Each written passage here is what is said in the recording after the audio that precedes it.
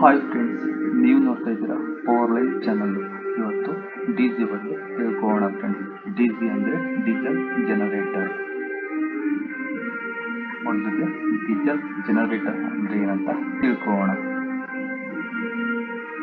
Diesel generator ಅನ್ನೋದು device mechanical energy into electrical energy. ಇದನ್ನು ನಾವು ಕನ್ನಡದಲ್ಲಿ ಹೇಳ್ಬೇಕಂದ್ರೆ ಡೀಸೆಲ್ ಜನರೇಟರ್ ಅನ್ನೋದು ಒಂದು ಡಿವೈಸ್.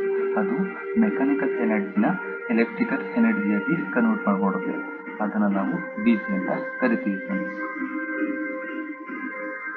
ನೆಕ್ಸ್ಟ್ ಬಂದ್ಬಿಟ್ಟು ಡಿ ಜಿ ಟೈಪ್ಸ್.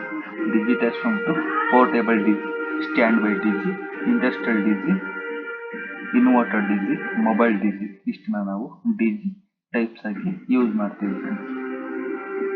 ನೆಕ್ಸ್ಟ್ ಬಂದ್ಬಿಟ್ಟು D G parts. Engine, radiator, battery, self starter, primary, pump, dynamo, turbo charger, fuel filter, lube oil filter, bypass filter, cylinder, air filter, ಬ್ರೀದರ್,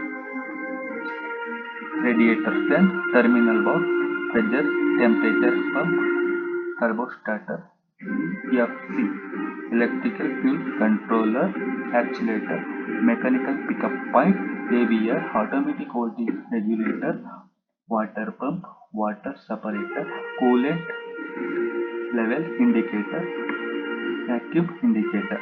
ಇಷ್ಟನ್ನ ನಾವು D G parts ಆಗಿ use ಮಾಡ್ತೀವಿ friends. Next ಬಂದ್ಬಿಟ್ಟು D G and ಟ್ರಾನ್ಸ್ಫಾರ್ಮರ್ನಲ್ಲಿ ಯಾವ ಥರ connecting ಮಾಡ್ತಾರೆ ಅನ್ನೋದ ಒಂದು SID ಮೂಲಕ ಎಕ್ಸಾಂಪಲ್ ತಿಳ್ಕೊಳ್ಳೋಣ ಫ್ರೆಂಡ್ಸ್.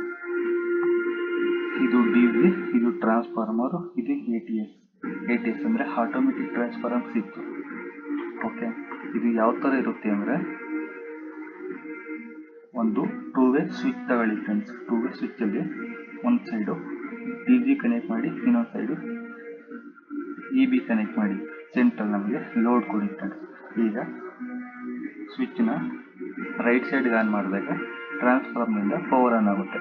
ಅದೇ ಸ್ವಿಚ್ನ ನಾವು ಲೆಫ್ಟ್ ಸೈಡಿಂದ ಆನ್ ಮಾಡಿದಾಗ ಅದು ಡಿ ಜಿ ಪವರಿಂದ ಆನ್ ಆಗುತ್ತೆ. ಇದು ATS ಆಟೋಮೆಟಿಕ್ ಆಗಿ ವರ್ಕ್ ಆಗುತ್ತೆ ಫ್ರೆಂಡ್ಸ್. ಸೆಂಟ್ರಲ್ ನಮಗೆ ಲೋಡ್ ಹೋಗುತ್ತೆ. ಓಕೆನಾ ಫ್ರೆಂಡ್ಸ್?